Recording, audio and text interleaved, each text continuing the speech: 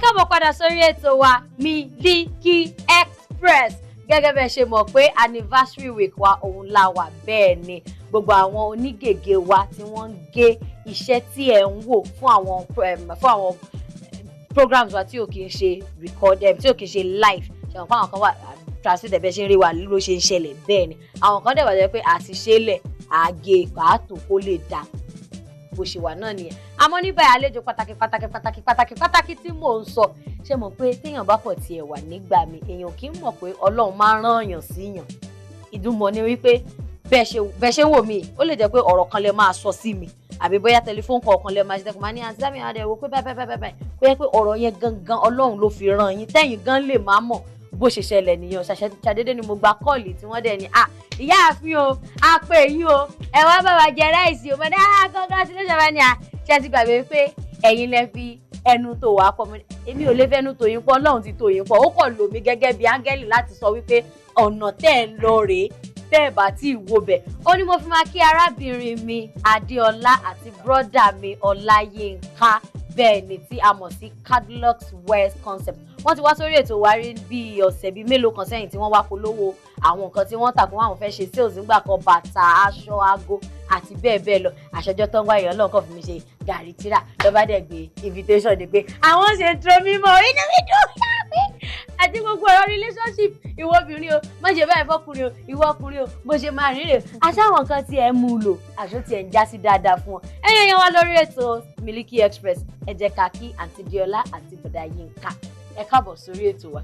Ẹ kúlé gbogbo ara lé o ṣàlàfíà làbá yín. Ọ̀gá kò ìgà ìfẹ́ ìdílé ok ẹ jẹ́ ká bèrè Miliki Express Wednesdays a mọ̀ pé anniversary week la wà àmọ́ à ń ṣe fàájì wa lọ ni because Miliki Express Wednesday náà relationship so ìgbà tẹ́ pé mo wò pé ayé gbọ́dọ̀ relate ní tó tẹ̀ jẹ́ pé ẹ ti pè wá sí pé ká wá ṣe dúró mímọ́ ó ti jẹ́ pé signed sealed and delivered bọ̀dá Yínká ẹ̀kọ́ oríire ẹ̀yin ni mo kí ẹ gbọ́ ọ̀rọ̀ náà wọ́n ní gbọ́ ohun náà ẹ̀yin gbọ́ ọ̀rọ̀ náà lẹ́yìn fi gbọ́ pé Diola kí ló ń ṣe kí ló ń tẹ̀lé àbí báwo lẹ ok jẹ́ kí n béèrè a ti tó ọdún mélòó tẹ́ ti ṣe wọléwọ̀de. Not too long àti máa tó bí oṣù ṣá. Bí oṣù díẹ̀ kò tí ì pọ̀dún kan. Àǹtí Diola mo béèrè ọ̀rọ̀ kan lọ́wọ́ àwọn kan jọ kan mo wà privilege bóyá tí wọ́n bá ń ṣe counseling relationship wọ́n máa ń pè mí gẹ́gẹ́ bí guest speaker àti bẹ́ẹ̀ bẹ́ẹ̀ lọ àmọ́ mo sọ̀rọ̀ kan níjọ́ kan mo sọ fáwọn èèyàn wípé ọkùnrin ló mọ̀ ìyàwó ẹ̀ àwọn èèyàn ní àkíní mo ní lóòótọ́ ọkùnrin lè mọ̀ pé ẹ jẹ́ kí n ṣàpèjúwe òun fẹ́ Diola òun fẹ́ Dúpẹ́ òun fẹ́ Bọ́lá kó dẹ̀ mọ̀ pé kí Diola wọnú olè òun ni mo máa fẹ́ ṣe rí Bọ́lá àti Dúpẹ́ yẹn wọ́n kàn wọ́n á ṣe house girl ni o wọ́n á fọṣọ wọ́n á tẹ́ bẹ́ẹ̀dì wọ́n á gbálẹ̀ Diola tí ò mọ̀ kankan ṣe yẹn òun ni máa fẹ́ mi wọ̀ mo wá bèrè lọ́wọ́ àwọn èèyàn pé how long ló yẹ kí èèyàn fi cut kó tó di pé èèyàn máa rí oríṣiríṣi èsì ni mo gbọ́ ẹ jẹ́ kí n gbọ́ látọ̀dọ̀ tí how long lẹ́yìn rò pé ó yẹ kéèyàn fi cut. Ní àtọ̀dọ̀ ti tèmi mi ò really believe pé ó yẹ kó pẹ́ jù èmi àtàwọn ọ̀rẹ́ mi àjọ sọ̀rọ̀ kan ní ìjọ kan ọ̀rẹ́ mi yẹn wá dáhùn ó ní ọkùnrin tó bá ask òun out táwọn dẹ̀ jọ bẹ̀rẹ̀ sí ní ṣeré táwọn sọ̀rọ̀ láti ọ̀rẹ́ tó di ó dà jà máa fẹ́ra wa tàdé wá ń fẹ́ra wa oṣù kínní oṣù kejì oṣù kẹta kẹrin kẹfà tó wá dorí ìkẹfà tí ó dẹ̀ sí pé jẹ́ ká tẹ̀ síwájú the next step tó bá ti ń dorí ìkeje òun àti kọ́kọ́ máa fẹ́ máa yán díẹ̀ tóun bá ti wá ń fi ọgbọ́n yan wọ tóun bá ti rí pé kò fẹ́ẹ̀ sí ọ̀nà kankan bíbẹ̀ òun á tètè yà padà sẹ́yìn. Only because there is no point you going into you being in a relationship for a year and there is no light in it or there is no way forward pé okay this is the next step relationship you might get to then what's the point why wasting time after 6 months tó bá ti rí nǹkan kan pé there is green light. Green light just forget only fine there are some relationships tó yẹ pé. ẹ bá aṣọ Yorùbá o ẹ má bínú ó yé mi a máa ṣàmúlùmálà ni a máa dà pọ̀. wọ́n ní àwọn relationship mi wà tó yẹ pé years so all dey stay for longer years and at the end of the day wọ́n máa fẹ́ra like I have a friend early this year lọ ṣe 10 years of being in a relationship. Of being in a relationship ṣe marriage. Not marriage. January sì náà ṣe 10 years fáwọn tí ẹ mọ́ra wọn àwọn tí ó wà. Mo wá bí ọ̀rẹ́ mi mo ní how come how did only well àwọn start at a tender age pé àwọn dẹ̀ jìjọ ń lọ okay fine àwọn dẹ̀ ti rí pé àwọn máa fẹ́ra wọn àwọn wà good okay àwọn dẹ̀ set like okay fine èmi ò tí achieve by we tí achieve by jẹ́ ká jìjọ mọ́ra lọ́rẹ̀ ká dẹ̀ mọ̀ pé we are going to be husband and wife. A jẹ́ pé wọ́n dira wọn lọ́wọ́ achievement wọn. Wọ́n dira wọn lọ́wọ́ achievement wọn. Nígbà tó ní kálukú dẹ̀ ti wà set. Okay. Wọ́n dẹ̀ pera wọn padà. Let's formalize it. So December yìí ní ìsìn. Wọ́n á ṣe introduction. Ṣé a jẹ́ pé tí n bá gbọ́ nínú ọ̀rọ̀ tẹ́ sọ oṣù mẹ́fà gan ti tó. Torí ẹnu ọjọ́ mẹ́ta èèyàn kan fọ̀rọ̀ kan lọ mi bá ní dá mi. My boyfriend is cheating. Mo ní kí ni àpẹẹrẹ tí wọ́n rí o. I went through his phone. àṣe kinní kan. And I've been dating this guy for 9 years. 9 years. Mo wá bí mo ní 9 years of your life. Ọmọ ọdún mélòó gan ló bẹ̀rẹ̀ sí ní fẹ́. Ọmọ ọdún mélòó gan ni ẹ̀ ń sìn. Nítorí tí n bá ní kí n yọ 9 years of your life, màá yọ 4 years tó fi lọ university pẹ̀lú 1 year tó fi serve 5 years. Màá yọ pé bóyá lẹ́yìn 5 years yẹn o dúró láti ṣe ìdánwò bóyá JAMB o lè ṣe 2 years kàṣà ní average o ṣe 2 years o jẹ́ 7 years. A jẹ́ pé bóyá irú ọmọbìnrin yẹn wà níbi SS2 tí mi ò bá wà mistake ńgbà tán bẹ̀rẹ̀ sí ní fẹ́ra. Kí ló mọ SS2 mọ̀ ń pa love, kí ló mọ SS2 mọ̀ ń pa relation. Kò yẹ ká máa ka àwọn ọdún yẹn mọ́dún o.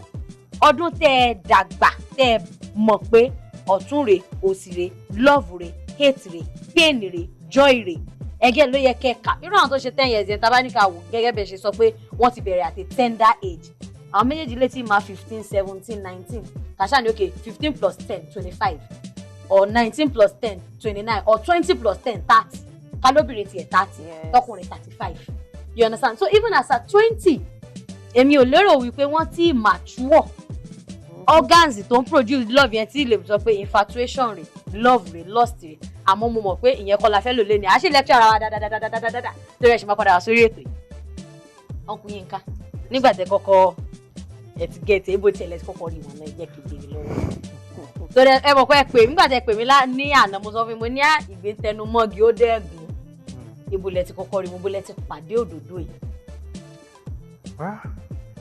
Bó ṣe wo Olúwa ló ń ṣọlá ẹ̀. Lóòótọ́. So normally bó ṣe ṣẹlẹ̀ ní ṣá èmi àti friend mi kan àjọ ń lọ church kan náà ni.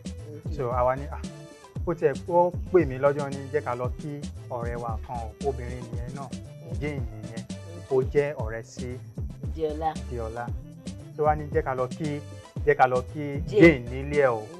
Mo ní wo jẹ́ kí n ṣáà rọra ò báyìí mo fẹ́ sinmi mo ti ṣiṣẹ́ ṣe supply ṣe gbogbo ẹ̀ I need to rest pé mo fẹ́ fi weekend yìí mo fẹ́ fi sinmi ni. Ó ní irọ́ jẹ́ ká lọ you know your birthday is coming. Mo ní ó kí àwòtọ́ dẹ̀ ni o jẹ́ ká kókó jọ lọ so that a lè plan bá ṣe máa celebrate birthday mi and all that. So a ṣáà dé ilé Jane gbàtà débẹ̀ mo bá àwọn àǹtí ń bẹ̀. Seriously aṣáàtẹ̀ wọlé ebi tiẹ̀ ló pa wá wọlé lọ́jọ́ yẹn. Jane kí ló ní ilé o ebi ń pa èmi o. Kúnlé náà ní ebi ń pa wá o. Ó ní okay kóhun ṣe rice àmọ́ before kí rice kó tó jiná. Okay kí nìkan ta tẹ̀ lè jẹ before kí rice tó jiná. So ibi tá a ṣàtijọ́ ń sọ̀rọ̀ ni àwọn ti wọlé pé gàrí àti ẹ̀pà wà ọ̀tẹ̀ bá máa kọ́kọ́ mú yẹn ná. Let me step down. Ohun tí mo gbọ́ yẹn wọ́n ní àwọn ọmọ ọjọ́ yìí dẹ́ dùn o. Ẹ dúró ná ṣé ẹ ti gbọ́ sórí yìí rí àbí ẹ ṣe ń gbọ́ fúngbà àkọ́kọ́ ẹ ṣe ń gbọ́ fúngbà àkọ́kọ́ ni ó dẹ̀ ẹ máa enjoy film yẹn bẹ́ẹ̀ mi náà ti enjoy ẹ̀. Àwọn ọmọ ọjọ́ yìí náà dẹ́ dùn o. She's not looking bad. Ọmọ yìí náà dá ó ṣe mú lọ lé. Seriously àwọn ọ̀rẹ́ mi ti máa ń sọ fún mi pé because most of my friends wọ́n ti marry wọ́n ti bímọ èyí tó ti bímọ méjì ọmọ kan and all that. So mo máa ń béèrè lọ́wọ́ pé tó bá rí ẹni tó fẹ́ báwo ló ṣe máa ń mọ̀. Ó ní má worry tí time yẹn bá ti tó kò sí ni wàá mọ̀. Mo ti date àwọn ọmọ o.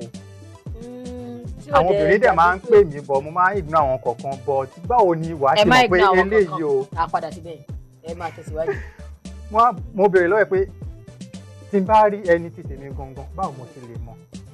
Ó ní ìwẹ́ òun ò ní sọ fún mi because òun bá sọ fún mi ó lè yẹ pé ọ̀nà tí èmi máa fi mọ̀ ọ̀nà tóun fi mọ̀ títí ẹ̀ kọ́ lèmi máa fi mọ̀ títí mi. Mo ní okay no wàhálà kọ́lọ́hún kó mú mi mọ̀ ọ̀nà náà kó kọ́ mi mọ̀. So lọ́jọ́ yẹn náà àṣà mú gàrí tán ráìsì jiná àjẹ ráìsì àṣẹ gbogbo ẹ̀ àṣeré. So bí Kúnlé ṣe dá ọ̀rẹ́ lẹ́nìyẹn ó bẹ́ẹ̀ dá ọ̀rọ̀ lẹ́nìyẹn. Yínká ṣé o ò fi pé Díọlá yìí ṣé tó bá dé ó ṣáà òun mọ bó ṣe máa ń twist ọ̀rọ̀ mọ́ra wọn ó ṣáà lọ́ ọ̀rọ̀ yẹn pọ̀ wẹ́ ó fine èmi náà ṣe bíi pé bóyá mi tẹ wo bẹ́ẹ̀ ó fine ọmọ tó fine ni ó fine tó bá ti tú ó lọ bóyá ó jáde lọ màá tú ẹ̀yìn ẹ̀ màá tú access gbogbo ara ẹ̀. ọjọ́ iwájú dá òkè ó ń jọra wọn bọ̀. ìgbà tó yá mo sọ̀rọ̀ sí Kúnlé lẹ́sìn mo láìkí bó ṣe ń sọ̀rọ̀ àná ọ̀dà bá ṣe bẹ̀rẹ̀ nìyẹn. And funny enough iṣẹ́ tó tún wá ń ṣe ó jẹ́ fashion designer. She's not a tailor. She's a designer bẹ́ẹ̀ àmọ́ pé yàtọ̀ wà láàrin designer àti tailor. So bẹ́ẹ̀ ni irú aṣọ ọrùn mi designer máa ń gba tailor sí ẹnu iṣẹ́. irú aṣọ ọrùn mi sí òun ló ràn. àwọn náà náà bẹ́ẹ̀ ni. tó ń dẹ̀ kó ṣẹ́ sí báyìí. tó dẹ̀ kó ṣẹ́ sí. So èmi náà dẹ̀ ni I'm into fashion stuff like ata bàtà ata aṣọ ata belt ata oríṣiríṣi nǹkan. So ibẹ̀ yẹn mo ti wò pé iṣẹ́ wa ó fara pẹ́ mọ́ra wọn at least tí mi ò bá sí nílé ó lè take care of business mi. tóun náà bá sí nílé èmi ti ro ahead pé anybody bá tẹ̀ máa fẹ́ ó láti mọ̀ nípa business mi. o gbọ́dọ̀ ní entrepreneurship spirit. Yes. So bọ́lọ̀ ṣàṣegbà gbogbo ògo nìyẹn and àtijọ́ ṣe business papọ̀ ṣe sales àtijọ́ lọ fún show exhibition and all that gbogbo ẹ̀. So even at that I really take it serious nígbà yẹn mo fi pé àǹtí ẹ̀ kan kọ́ pé ni pé wá rí mi o òun náà mọ̀ nǹkan tán fẹ́ rí fún wọ́n ṣe pé nìyẹn ó dẹ̀ lọ síbẹ̀ ṣé o mọ̀ pé o ti ń dàgbà ṣá ìgbà tó wọ́n ṣàṣọ̀rọ̀ yẹn fún ìgbà tó dé ló wá sọ fún mi pé wá ọ̀gbẹ́ni ṣé wàá dúró. àbò fẹ́ lọ àbí jẹ́mọ̀ yẹn sọ́nà nìyẹn. mo rò pé wọ́n sọ̀rọ̀ gba orí ẹ̀ lọ́jọ́ yẹn tó ìbínú yẹn lòun náà fi wá bá mi pé relationship yìí ibi tó ń lọ yìí kò yé mi o ṣé o fẹ́ dúró ni àbí o ló fẹ́ ṣe ń bẹ̀ and I have to get married this next coming year which is 2016. mo gbé tọ́ mi. Because èmi ṣe ń wò pé at least in the next 2-3 years mo lè wá settle down finally but wọ́n ní bó ṣe wo Olúwa ló ń ṣọlá so rírò ní tẹ̀dá ṣíṣe tolúwa but níbi tá a bá dé yìí nísìnyí a dúpẹ́ lọ́wọ́ Ọlọ́run. àdúpẹ́. ẹ̀yin yẹn wá lórí ètò Miliki Express mo mọ̀ wípé ẹ̀ ń gbádùn ètò yìí bẹ́ẹ̀ ni nítorí pé real life experience ara nǹkan tí ètò Miliki Express lórí Orísun pàápàá jùlọ Miliki Express Wednesday tó ti tún ṣe ohun lélẹ̀ lágbára Ọlọ́run nǹkan tèmi Olúwadámilọ́lá bá ti lọ́wọ́ sí kò lè bàjẹ́ láì àwọn client mi máa ń pè mí bá ṣe wedding tán gẹ́gẹ́ bí MC lẹ́yìn oṣù méje lẹ́yìn oṣù 10 11 12 ọdún kan wá pè pé àbímọ o ibi tí ìdùnnú wà fún èmi tí mo lọ ṣe àtótónu níbi ètò ìgbéyàwó ni ẹ̀ torí bó ṣe bẹ́ẹ̀ mi náà bá ṣe gbàdúrà fún wọn pé kó rí fún wọn náà ló máa rí fún wọn. ẹ̀yin yan wa lórí ètò Miliki Express ẹ jẹ́ kí n béèrè orin wo lẹ nífẹ̀ẹ́ sí ẹ jẹ́ kí n fún yín ní láyé baby bí kò jọ.